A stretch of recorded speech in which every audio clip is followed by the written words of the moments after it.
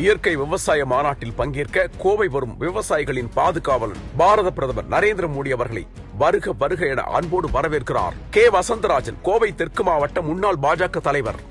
முந்திரி திராட்சை முழுசா இருக்கு. ஆச்சி பாயாசம் மிக்ஸ், ஒன்று வாங்கினால் ஒன்று இலவசம். உங்கள் தங்க நகையை அதிக விலைக்கு விற்கவும் மற்றும் அடகில் இருக்கும் தங்க நகையை மீட்டெடுத்து அதிக விலைக்கு விற்கவும் உடனே அணுகவும் பிரைம் கோல்ட் ஹப் 9840551787. ஆதரநேயர்களுக்கு அன்பு வணக்கம். தலைநகர் டெல்லியில் நடந்த அந்த பயங்கரவாத தாக்குதல் தொடர்பாக பல செய்திகள் நம்ம பார்த்திருக்கோம். இப்போ நேஷனல் இன்வெஸ்டிகேஷன் ஏஜென்சி, தேசிய புலனாய்வு அமைப்பு, அவங்களுடைய பல கட்ட விசாரணைக்கு பிறகு அவங்களுடைய ஃபைண்டிங்ஸ் கொடுத்திருக்கிறாங்க. அவங்க கொடுத்த ஃபைண்டிங்ஸ் என்ன உள்ளிட்ட விஷயங்கள்லாம் பார்க்கறதுக்கு முன்னாடி ரெண்டு விஷயங்களை ரொம்ப தெளிவா சொல்லிட்டு இந்த காணொலியை தொடங்கணும்னு நினைக்கிறேன். மொதல் விஷயம், இந்த தீவிரவாதிகள் பிளான் பண்ணது அப்படிங்கிறது ஆபரேஷன் D6 அப்படிங்கிற பேர்ல ஒரு series of bomb blast India முழுமைக்கும் நடத்தணுங்கிறது இவங்களுடைய திட்டம். அது என்ன ஆபரேஷன் D6 அப்படின்னா, டிசம்பர் 6ஆம் தேதி இந்தியாவில் இருக்கக்கூடிய பல்வேறு நகரங்களில் தீவிரவாத தாக்குதலை நடத்த வேண்டும் அப்படிங்கிறது தான் இவங்களுடைய திட்டம். ஏன் அந்த டிசம்பர் 6? 1992 டிசம்பர் 6ஆம் தேதி தான் பாபர் மஸ்ஜித் இடிக்கப்பட்ட நாள். இந்த நாள்ல எப்பவுமே இந்தியா முழுமைக்கும் இருக்கக்கூடிய மிக முக்கியமான பகுதிகளில் பாதுகாப்பு நேச்சுரலா போடப்பட்டிருக்கும். சோ அப்போ அந்த டிசம்பர் 6ஆம் தேதியை தேர்வு செய்ததுக்கு பின்னணியில் இந்தியாவில் மிகப்பெரிய ஒரு மத கலவரத்தை தூண்ட வேண்டும் அப்படிங்கிற அந்த ஒரு மால் இன்டென்ஷன் அப்படிங்கிறது இந்த பயங்கரவாதிகளுக்கு இருந்திருக்கு அப்படிங்கிறத பாக்குறோம். நாம நடத்துறது வெறும் ஒரு தீவிரவாத தாக்குதல் அப்படிங்கிற அந்த விஷயத்தோட முடிஞ்சிடக்கூடாது. இதை யார் நடத்துறா, எதற்காக நடத்துறாங்க, இந்த நாள் ஏன் தேர்வு செய்யப்பட்டது, இது ஒரு பழிவாங்கல். நம்ம எல்லாமே இதற்கு முன்பாக இது ஆபரேஷன் சிந்தூர் அப்போ அந்த மர்கா சுபானல்லா அப்படிங்கிற அந்த மசூத் அசாதுடைய அந்த டெரர் கேபிட்டலை தாக்குனதுக்கு அவன் குடும்பத்துல 14 பேர் கொல்லப்பட்டதுக்கு அவன் பழி வாங்குறான் அப்படிங்கிறது ஆரம்ப கட்டத்துல நம்ம ஸ்மெல் பண்ண ஒரு விஷயம். ஆனா இப்போ இவங்க இன்னும் அந்த 1992 இந்த பாபர் மஸ்ஜித் அந்த விவகாரத்தை, அந்த விஷயத்தை இன்னமும் மறக்காம அதை ஞாபகப்படுத்திக்கிட்டே இருக்கணும் அப்படிங்கிற இன்டென்ஷனோட இவங்க அந்த நாளை தேர்வு செய்திருக்கிறாங்க. ஆனா இந்த நாட்டுடைய இந்த நாட்டுடைய அதிகாரிகள் விழிப்புடன் இருந்து அந்த மிகப்பெரிய சதியை முறியடித்திருக்கிறது. இதுதான் முதல் விஷயம் நம்ம பார்க்க வேண்டியது. ரெண்டாவது விஷயம் பார்ப்போம். இந்த மசூத் அசாத் அப்படிங்கிற அந்த ஜெய்ஷி முகமது அந்த இயக்கத்துடைய தலைவன், அவன் பேசின ஆடியோ இப்ப வெளியாயிருக்கு. புகை அல்லது பகை ரெண்டுத்தையுமே மிச்சம் வைக்காம முடிக்கணும் அப்படிங்கிறது ரொம்ப ஃபேமஸான ஒரு சேயிங் இருக்கு. ஆனா இந்த தீவிரவாதிய நாம விட்டு வச்சது இல்ல மீண்டும் அனுப்பியதுக்கான அந்த அறுவடை அப்படிங்கிறது இப்ப நடந்து கொண்டு இருக்கிறது. இந்த மசூத் அசாத்துடைய ஆடியோ இப்ப லேட்டஸ்டா வெளியே இருக்கு. அந்த ஆடியோல அந்த மசூத் அசாத் என்ன சொல்றான் அப்படின்னா, எலான் மஸ்க், அதுக்கப்புறம் ஃபேஸ்புக்கோடைய மார்க் ஜுகர்பர்க், இவங்க 2 பேரை விட நான் பணக்காரன், இவங்க 2 பேரை விட பணம் ஜாஸ்தியா என்கிட்ட இருக்கு அப்படிங்கறத சொல்றான். அது மட்டும் இல்லாம, I got what I asked for jihad, we have no shortage of money to buy the weapons and guns, we have no shortage of money for jihad. ஜிஹாத் செய்யறதுக்கு, அந்த புனித போர்னு அவங்களுடைய பாஷையில அந்த செய்யறதுக்கு எந்த விதமான பண தட்டுப்பாடும் எங்களுக்கு இல்லை, நான் நினைக்கிற பணம் அப்படிங்கிறது என்கிட்ட இருக்கு அப்படின்ட்டு இந்த பயங்கரவாதி பேசின ஆடியோ இப்ப வெளியே இருக்கு. அப்போ நம்ம ஒரு முடிவுக்கு வரலாம். பாகிஸ்தான் ஏழை நாடு, கிட்டத்தட்ட பாகிஸ்தானுடைய பொருளாதாரம் அதல பாதாளத்துல இருக்கு. ஒரு நாடு 75% கடன் வாங்கி ஒரு நாடை ரன் பண்றக்கூடிய ஒரு விந்தையிலும் விந்தையான நாடு அப்படின்னா அது பாகிஸ்தான் தான். அவங்களுக்கு வருவாய் அப்படிங்கிறது மிக மோசமான நிலைமையில் இருக்கிறது. 75% உலக வங்கியிலிருந்து எங்கெங்கெல்லாம் பிச்சை எடுக்க முடியுமோ அங்கெல்லாம் பிச்சை எடுத்து அந்த நாட்டை ரன் பண்ணிட்டு இருக்கிறாங்க. கிட்டத்தட்ட சவுதி, சைனா உள்ளிட்டவர்களுடைய அவங்க கொடுத்த கடன்ல அந்த நாடு ரன் ஆயிட்டு இருக்கு அப்படிங்கறத பாக்குறோம். அவங்க வாங்கி வச்ச கடன்ல கிட்டத்தட்ட 27% கடன்ங்கிறது சைனா கொடுத்தது. அதுக்கு அடுத்தபடியா சவுதி அரேபியா இருக்கு அப்படிங்கறத பாக்கணும். சோ இந்த அளவுக்கு ஒரு மோசமான நிலையில் இருக்கக்கூடிய ஒரு நாட்டில் இருக்கக்கூடிய ஒரு பயங்கரவாத இயக்கத்துடைய தலைவன் கிட்ட மார்க் ஜுகர்பர்க், அதுக்கப்புறம் எலான் மஸ்க்கு ஈக்குவலான பணம், அவங்கள விட ஜாஸ்தியான பணம் இருக்கு அப்படின்னு அவன் சொல்றான்னா இது அவன் ஏன் சொல்றான் அப்படிங்கிற மிக முக்கியமான ஒரு கேள்வி இருக்கு. இவனுக்கான பணம் எங்க இருந்து வருது அப்படிங்கிறதுக்கான ஒரு மிக முக்கியமான கேள்வி இருக்கு. அதுக்கு மிக தெளிவான பதில் அப்படிங்கறத இந்த காணொலியில நம்ம விரிவா பார்ப்போம். முதல் விஷயம், இந்த மௌலானா மசூத் அசாத் இந்த தீவிரவாதி மற்ற தீவிரவாதிகளிலிருந்து எங்க வேறுபடுறான் அப்படின்னா, இவனுக்கு ஒரு ஹைடெக் வாழ்க்கை, ஒரு ஹைடெக்கான ஒரு வாழ்க்கை வாழணும் அப்படிங்கிறது தொடர்ச்சியாக இவனோட இந்த செயல்பாட்டில் இருந்துகிட்டு கூடிய விஷயமா இருக்கு. அது இல்லாம பணம் இல்லாம ஒரு ப்ராஜெக்ட் கொடுத்தா அது ப்ராஜெக்ட் தேவையான காசை கொடுத்தாதான் இவன் அடுத்த கட்டத்துக்கு நகருவான் அப்படிங்கிறது தான் இவனுடைய டாஸ்கா இருந்திருக்கு. ஃபர்ஸ்ட் இந்த ராஸ்கல் அல்-கொய்தா அப்படிங்கிற அந்த பயங்கரவாத இயக்கம் நம்ம எல்லாருக்குமே தெரியும். ஒசாமா பின் லாடன் அப்படிங்கிற அந்த பயங்கரவாதி தலைமையில் இயங்கி வந்த ஒரு இயக்கம். அந்த இயக்கம் பெரிய பயங்கரவாத இயக்கம் அப்படிங்கறதால அவங்க ஒரு குட்டி ப்ராஜெக்ட்டுக்கு சின்ன சின்ன இயக்கங்களுக்கு காசு கொடுத்து இந்த ப்ராஜெக்டை செய்ய வைப்பாங்க.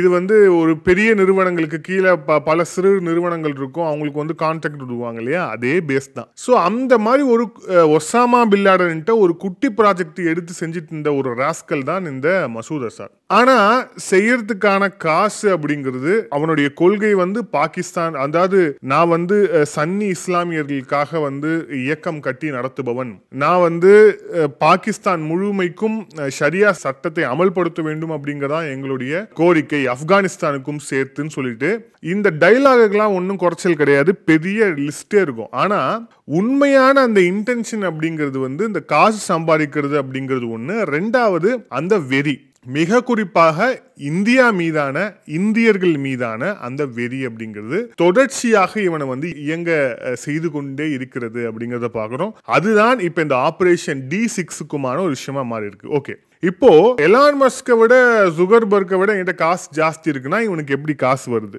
அப்படிங்கறத நம்ம மிக தெளிவா பார்ப்போம். ஏன் அப்படின்னா இவன் சொல்றதுல முழுக்க பொய்ங்கிறது கிடையாது.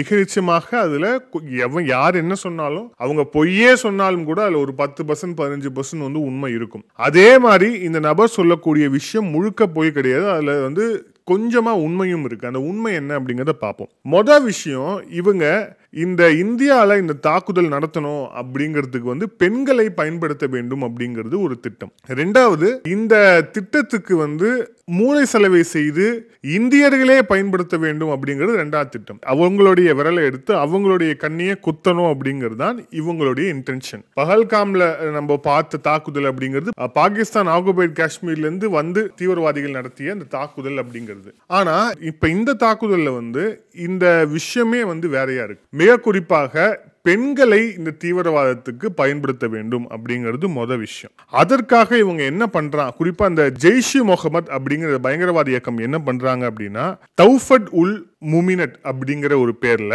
ஒரு ஆன்லைன் கோர்ஸ் ஸ்டார்ட் பண்றாங்க. ஒரு ஆன்லைன் கோர்ஸ், இப்போ கோர்ஸியா, டிஜிட்டல் மார்க்கெட்டிங், ஏகப்பட்ட கோர்ஸ் இருக்கு இல்லையா, அந்த மாதிரி ஒரு மாடியூலோட கூடிய ஒரு கோர்ஸை ஸ்டார்ட் பண்றாங்க. அந்த கோர்ஸ் பேர் தான் தௌஃபத் உல் முமினட் அப்படின்னு. அதோட மீனிங் என்ன அப்படின்னு பாத்தீங்கன்னா கிஃப்ட் ஃபார் ஃபீமேல் பிலீவர்ஸ், அதாவது பெண் நம்பிக்கையாளர்களுக்கான பரிசு, பெண்களுக்கான பரிசு அப்படிங்கிற பேர்ல இவனுங்க ஒரு கோர்ஸை உருவாக்குறாங்க. இந்த கோர்ஸை எதுல மார்க்கெட் பண்றாங்க, இந்த கோர்ஸை யாராவது படிக்கணும் இல்லையா, ஸோ அதை எப்படி பண்றாங்க அப்படின்னா டெலிகிராம், அதுக்கப்புறம் சோஷியல் மீடியா குரூப்ஸ்ல இவங்க பரப்புறாங்க. அது மட்டும் இல்லாமல் பாகிஸ்தானில் இருக்கக்கூடிய இந்த அஃபிலியேட்டட் இந்த மதரசா நெட்வொர்க்ஸ் மூலியமாகவும் இந்த கோர்ஸுக்கான விஷயம் அப்படிங்கிறது பரப்பப்படுது. இப்போ இந்த கோர்ஸுக்கு ஒரு காசு வைக்கணும் இல்லையா, அப்போதானே அது என்ன கோர்ஸோ அது மதிப்பாங்க. ஸோ பாகிஸ்தானுடைய ருப்பி வேல்யூவில் இந்த கோர்ஸோடைய வேல்யூ 500 ரூபாய். இந்தியா மணி வேல்யூ பார்த்தா 150 ரூபா. 150 ரூபாயில் ஒரு கோர்ஸ், அந்த 150 ரூபா கட்டி அந்த கோர்ஸில் சேரணும்.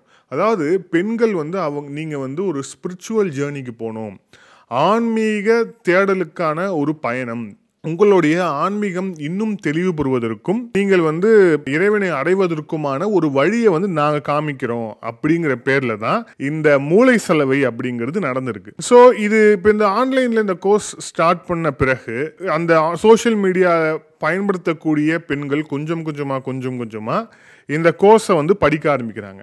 அப்பதான் உங்களுக்கு ஒரு விஷயம் தெரியுது, இந்த கோர்ஸை படிக்க ஆரம்பிக்கிறதுக்கு அந்த 150 ரூபா நம்ம சொன்னோம் இல்லையா, அந்த பணத்தை பே பண்ணணும் இல்லையா. ஸோ அப்போ டிஜிட்டல் வேலெட் மூலியமா இவங்க பணத்தை வாங்குறாங்க. ஸோ அந்த மாதிரி ஈஸி பைசா, சடாபே அப்படிங்கிற உள்ளிட்ட இந்த நமக்கு ஜிபே, பேடிஎம்லாம் இருக்கு இல்லையா, அந்த மாதிரி ஈஸி பைசா, சடாபே உள்ளிட்ட விஷயங்கள்லாம் பயன்படுத்தி அந்த காசு வந்து வசூலிக்கப்படுது. அப்பதான் இவங்களுக்கு வந்து இந்த டிஜிட்டல் மூலியமா ஹவாலாவை செய்ய முடியும் அப்படிங்கிற ஒரு விஷயம் வந்து இவங்களுக்கு வந்து தெரிய வருது. அதுக்கப்புறம் இவனுங்க என்ன பண்றாங்க அப்படின்னா, கிட்டத்தட்ட ஜெய்ஷ் இ முகமது 2000க்கும் அதிகமான இந்த டிஜிட்டல் வாலெட் அக்கௌண்ட்ஸை வந்து உருவாக்குறாங்க. 2000 டிஜிட்டல் வாலெட்ஸ் அக்கௌண்ட்டை வந்து இவங்க வந்து உருவாக்குறாங்க. எங்க இருந்து வேணா யார் வேணா காசை வந்து பே பண்ணலாம் அப்படின்ட்டு. அப்படி மட்டும் அந்த 2000 டிஜிட்டல் வாலெட்ஸ்ல இருந்து மட்டும் இவங்களுக்கு ஆண்டுதோறும் கிடைக்கக்கூடிய பணம் அப்படிங்கிறது $2.8 இருந்து $3.2 மில்லியன். இது வந்து இந்திய ரூபாய் மதிப்பில் எவ்வளவுனா ஆண்டுக்கு 28 கோடி ரூபாய் இந்த டிஜிட்டல் வாலெட்ஸ் மூலியமா இவங்க வந்து எடுக்கிறாங்க அப்படிங்கறதா அதுல வந்து ஷாக்கிங்கான ட்ரூத். இப்போ இதுல வந்து இந்த 28 கோடி ரூபாயில இவங்க பாதி அமௌண்ட்டை அப்படியே வந்து இவங்க என்ன பண்ண மோர் தென் 50% ஆஃப் அமௌண்ட்டை இவங்க வந்து ஆயுதம் வாங்குறதுக்கு வந்து பயன்படுத்துறாங்க. ஸோ இந்த ஆயுதம் வாங்குறது, அந்த வெடிகுண்டு செய்யறதுக்கான மூலப்பொருட்களை வாங்குவது, இப்போ ஏதாவது ஒரு நாட்டில் இப்போ இந்தியாவில் தாக்குதல் நடத்தணும் அப்படின்னா இப்போ பங்களாதேஷ், நேபாள் உள்ளிட்ட பார்டர்ஸ் மூலியமா அந்த வெடிபொருளை வந்து உள்ள எப்படி கொண்டு போறது, அதுக்கான நெட்வொர்க்ஸ் என்ன, அதுக்கு நெட்வொர்க் எப்படி பே பண்றதுன்னு சொல்லிட்டு மிகப்பெரிய ஒரு சர்க்கிள் இந்த நெட்வொர்க். இது எல்லாமே அடிப்படையில் வந்து இந்த பணத்தை வச்சுதான் வந்து மூவ் ஆகுது. இப்ப இது எல்லாத்தையுமே யார் மேற்பார்வை பண்றா அப்படின்னா, மசூத் அசாத்துடைய சகோதரி சைதா அசார், சமீரா அசார், சைரா அசார் உள்ளிட்ட அப்புறம் அவங்களுடைய மனைவி உட்பட எல்லாருமே வந்து இந்த விஷயங்களை வந்து மேற்பார்வை பார்த்து இதை வந்து ரன் பண்ணிருக்காங்க அப்படிங்கிறது தெரியுது. குடும்பமே இந்த ஒரு வேலையில தான் ஈடுபட்டு இருக்காங்க அப்படிங்கிறது வந்து இதுல தெளிவா தெரியுது. ஸோ இப்போ நம்ம வந்து அதுல கனெக்ட் பண்ணலாம். குறிப்பா வந்து இவன் வந்து எப்படி வந்து மார்க் ஜுகர்பர்க்கையும் எலான் மஸ்கையும் இவன் கூட கம்பேர் பண்ணா அப்படின்னா, இவனுக்கு வரக்கூடிய இந்த காசை வச்சுதான். ஸோ இப்போ இந்த காசை வச்சு ஒரு டிஜிட்டலா ஒரு ஜிஹாதி விஷயங்களை எப்படி ஆன்லைன் மூலியமா கொண்டு வரணும், அதுக்கு வந்து போஸ்டர்ஸ் வேற, பெரிய போஸ்டர்ஸ், இந்த மாதிரி வந்து உருது பேர் வச்ச போஸ்டர்ஸ் வேற, அந்த போஸ்டர்ஸ் மூலியமா இதை வந்து இவங்க கொண்டு போயிருக்கிறாங்க அப்படிங்கிறது வந்து தெளிவா வந்து புருவாயிருக்கு அப்படிங்கிற விஷயத்த பார்க்குறோம். இது வந்து எந்த ஒரு நாட்டோட இந்த ஃபினான்ஷியல் ரெகுலேஷன்ஸ்குள்ள எதுவுமே வந்து அடங்காம ஒரு நாட்டுடைய கரன்சியை வேற ஒரு விஷயத்துக்காக எப்படி பயன்படுத்தணும் அப்படிங்கறத வந்து இவங்க வந்து தெளிவா இவங்க தெரிஞ்சு வச்சிருக்காங்க அப்படிங்கறத வந்து நம்ம வந்து பார்க்குறோம். இதுல இப்போ இவங்களுடைய அந்த எவாலுவேஷன் அப்படிங்கிறது பாருங்களேன். குறிப்பா ஃபர்ஸ்ட் வந்து இவங்க வந்து எதுல ஆரம்பிச்சாங்க, ஃபர்ஸ்ட் வந்து இந்த பயங்கரவாதத்துக்கான அந்த டீச்சிங் அப்படிங்கிறது மதராசால இருந்து ஆரம்பிச்சு அதுக்கப்புறம் வந்து கொஞ்சம் கொஞ்சமா நகர்ந்து அப்படியே 1990களில் அது வந்து மிலிட்டரி ட்ரைனிங்கா மாறுது. அது வந்து அப்படியே ராணுவ பயிற்சியாக மாறுது. அப்புறம் அந்த ராணுவ பயிற்சி அப்படிங்கிறது அதுக்கப்புறம் வந்து ஒரு டிஜிட்டல் ரேடிகலைசேஷனா வந்து மாறுது. இப்போ எந்த அளவுக்கு போயிருக்கு அப்படின்னா ஆன்லைன் ப்ரொபகண்டா வரைக்கும் வந்து அது போயிருக்கு அப்படிங்கறத வந்து பார்க்கணும். ஸோ இதுதான் படிப்படியான அந்த பாகிஸ்தானை அடிப்படையாக கொண்ட அடிப்படைவாதிகளுடைய அந்த அவங்களுடைய தீவிரவாத பரிணாம வளர்ச்சி அப்படிங்கிறது வந்து இந்த மாதிரி இருக்கு அப்படிங்கிறத பார்க்குறோம். இவன் வந்து 2000ஆம் ஆண்டு தான் இந்த ஜெய்ஷ் இ முகமது அப்படிங்கிற அந்த பயங்கரவாத இயக்கத்தை வந்து ஃப்ளோட் பண்றான். இவன் அந்த இயக்கத்தை ஃப்ளோட் பண்ணும் போதே அல் குலாம் அப்படிங்கிற ஒரு ஆன்லைன் மேகசீனை வந்து கொஞ்சம் நீண்ட நாளுக்கு பிறகு ரன் பண்ணி அதன் மூலியமா இப்போ ஆன்லைன்ல இருந்து எப்படி நமக்கான விஷயங்களை வந்து எடுக்கிறது அப்படிங்கிற அந்த டெக்னிக்கை பாகிஸ்தான்ல வேற எந்த ஒரு பயங்கரவாத இயக்கங்களும் செய்யறதுக்கு முன்பாக அதை வந்து செஞ்சது இந்த மசூத் அசார். ஸோ அதனாலதான் இப்போ இந்த டெல்லியில் நடந்த இந்த பயங்கரவாத தாக்குதல்ல கூட மிகப்பெரிய டாக்டர்ஸ் நெட்வொர்க் ஆன்லைன் மூலியமாவே வந்து இவனால வந்து எப்படி வந்து எடுக்க முடிஞ்சிச்சு அப்படின்னா இப்படிதான். அதே மாதிரி இவங்களை நோக்கி பெண்கள் வந்ததுக்கான மிக முக்கியமான காரணம், இந்த அடிப்படைவாதம் பேசக்கூடிய இந்த நபர்கள் முதல்ல அவங்களுடைய இயக்கத்துல பெண்களை வந்து சேர்க்காம பெண்கள் வந்து தனி வழக்கமா இருக்கக்கூடியதுதான் அந்த மாதிரி ட்ரீட் பண்ணக்கூடியவங்க. ஆனா பெண்களுக்கான ஒரு ஸ்பிரிச்சுவல் ஜேர்னி அப்படிங்கிற பேர்ல இதுதான் ஸ்பிரிச்சுவல் ஜேர்னி, அதாவது டாக்டர் முடிச்சுட்டு போய் குண்டு வைக்கிறது தான் ஸ்பிரிச்சுவல் ஜேர்னி இவங்களுடைய பாஷையில். அந்த மாதிரி விஷயங்களை வந்து இவங்க வந்து பண்றதுக்கு அவங்க வந்து ஈர்க்கப்படுறாங்க அப்படிங்கறத வந்து பாக்குறோம். இது எல்லாமே டாக்டரினா ஒருத்தரோட மைண்டை வந்து முழுக்க வந்து இதை நோக்கி வந்து திருப்பி அவங்களுக்கு ஒரு இலக்கை வந்து நிர்ணயித்து அந்த இலக்கு எவ்வளவு மோசமாக இருந்தாலும் அந்த இலக்கு சரிதான் அப்படின்னு அவங்களுடைய ஆழ்மனதையே வந்து நம்ப வைத்து இது வந்து நடந்திருக்கிறது அப்படிங்கறத பார்க்கணும். ஃபர்ஸ்ட் வந்து இது ஒரு சைக்கலாஜிக்கல் ஆபரேஷனா வந்து இது தொடங்குது. அந்த மூளை செலவை அவங்க நம்ப வைப்பது உள்ளிட்ட விஷயங்கள். ஆனா அதுக்கு பிறகு வந்து லாஸ்ட்ல தான் வந்து இது வந்து ஒரு பயங்கரவாத தாக்குதல் நடத்துவதற்கான ஒரு ஆபரேஷனா வந்து இது மாறுது. சோ இதுதான் இந்த பயங்கரவாதி அந்த ஆடியோ வெளியிட்டதுக்கான மிக முக்கியமான ஒரு காரணம். அதன் பின்னணியில் இருக்கக்கூடிய விஷயம் வந்து இதுதான். இந்த பதிவோட இறுதியா இப்போ இந்த நபர்கள் டிசம்பர் 6ஆம் தேதி அந்த நாளை குறிவைத்து இந்தியா முழுமைக்கும் தாக்குதல் நடத்தியிருந்தால் எந்த அளவுக்கு மோசமான ஒரு விளைவை நம்ம நாடு சந்தித்திருக்கும் அப்படிங்கிறது நினைத்து கூட வந்து பார்க்க முடியல. ஆனா இந்த தாக்குதலை தடுத்ததுக்கான அந்த கிரெடிட் அப்படிங்கிறது மிக நிச்சயமாக நம்மளுடைய அரசு அதிகாரிகளுக்கு இந்த நேரத்தில் நம்ம கொடுத்தாகணும். வெறும் ஒரு போஸ்டரை வச்சுதான் கிட்டத்தட்ட 3000 கிலோக்கு அதிகமான இந்த வெடிபொருட்களை வந்து அதிகாரிகள் பறிமுதல் செஞ்சிருக்கிறாங்க அப்படிங்கிறது மிக ஆச்சரியமான விஷயம். ஜம்மு காஷ்மீர்ல ஏதோ ஒரு பகுதியில ஒரு போஸ்டர் ஒட்டப்படுது.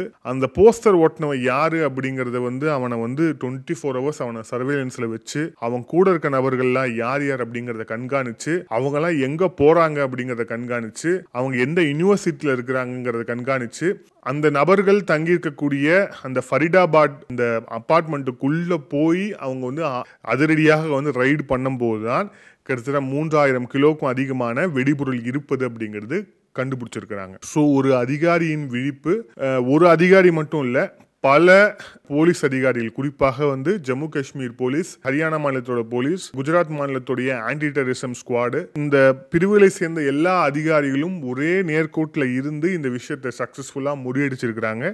இதுல நடந்த ஒரு சின்ன விஷயம் தான் டெல்லி ரெட் ஃபோர்ட் பக்கத்துல நடந்தது. ஆனா மிகப்பெரிய ஒரு பயங்கரவாதம் அப்படிங்கிறது தடுக்கப்பட்டிருக்கிறது. அந்த பயங்கரவாதிகளுடைய சதி இந்தியாவை பிளக்க வேண்டும். டிசம்பர் 6ஆம் தேதி வந்து குண்டு வெடிச்சதுன்னா சமூக ரீதியாக ஒரு பிளவை இந்தியா சந்திக்கும் அப்படிங்கிற அந்த மிகப்பெரிய சதி அப்படிங்கிறது முறியடிக்கப்பட்டிருக்கிறது. மேலும் இதுல பல விஷயங்கள் உண்மைகள் வெளிவர இருக்கின்றன. குறிப்பாக இந்த மசூத் அசார் தொடர்பாகவும் இன்னும் பல விஷயங்கள் வர இருக்கின்றன. மீண்டும் இன்னொரு முக்கியமான அப்டேட்டோட உங்களை அடுத்த காணொலியில் சந்திக்கிறேன். நன்றி, வணக்கம்.